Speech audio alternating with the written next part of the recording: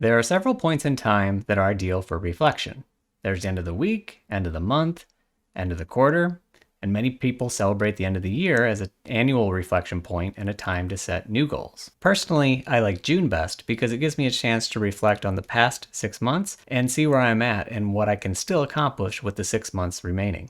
This June, though, there's this other thing that's been happening. Maybe I should just show you. There are cicadas everywhere.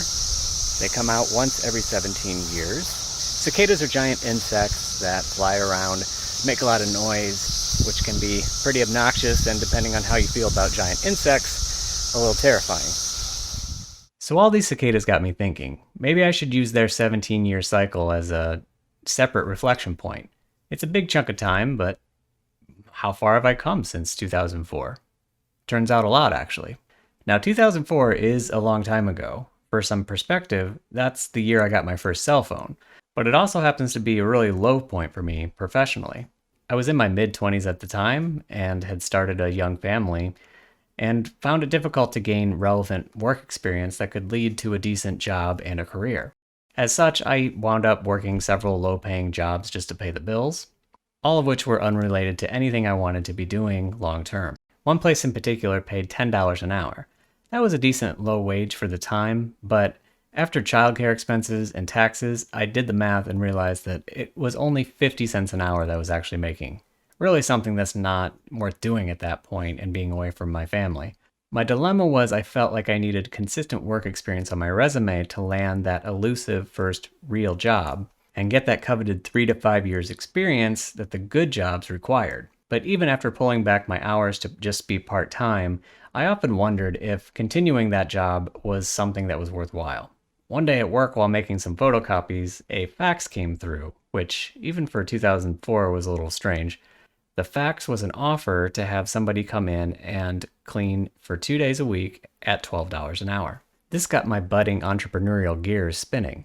That was $2 an hour more than I was making at the time. So after some thinking, I nervously approached my manager and I proposed that I could be their new cleaning person. I could come in a couple hours, 2 days a week while my son was in preschool, so that would be no childcare cost for me. And I'd do it for $11.50 an hour, undercutting the competition. He negotiated it down to $11 an hour, but it was a win for everybody. They got a reliable cleaning person with no hassle, or faxed invoices probably, and I got a raise and better hours. After a couple weeks, I found a good routine cleaning the building. I really didn't mind most of it, but of course I had to do the whole building, which also meant cleaning toilets. A task that will make you reevaluate your life choices like no other. What was strange was over time watching my coworkers who I used to work side by side with slowly treat me differently. And new employees that came in would completely disregard me. That's something that's stuck with me through life, and I like to think it keeps me humble and empathetic towards those people in roles that are kind of invisible for the rest of us. I kept the cleaning role for about 9 months to a year until the company relocated to another state.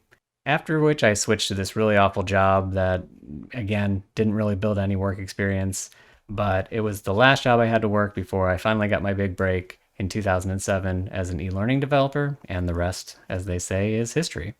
So there it is. 17 years ago, if a cicada had looked at me, it would have seen a struggling toilet scrubber with no career in sight, while the cicadas bombarding me outside today see a guy who's way more confident in himself and runs his own business and is doing all right for himself. My goal with telling this story is just to give some perspective or maybe some hope to somebody who is in a similar position as I was 17 years ago. Of course, there are no guarantees in life, but with a lot of hard work, dedication, some strategic thinking and planning, I really feel that anyone can accomplish anything that they put their mind to. Anything is possible, and I suppose at this point I'm living proof of that. So what's one positive thing for you that's changed since the cicadas last appeared in 2004? Or where do you see yourself in the next 17 years? Let me know down in the comments. And if you like this kind of career story video, you can check out the previous one I created on my tumultuous 2020 experience. If I can think of any more inspirational stories that make for a good video, I'll be sure to post them here on this channel. So be sure to subscribe to be notified when that occurs. And as always, thank you for watching.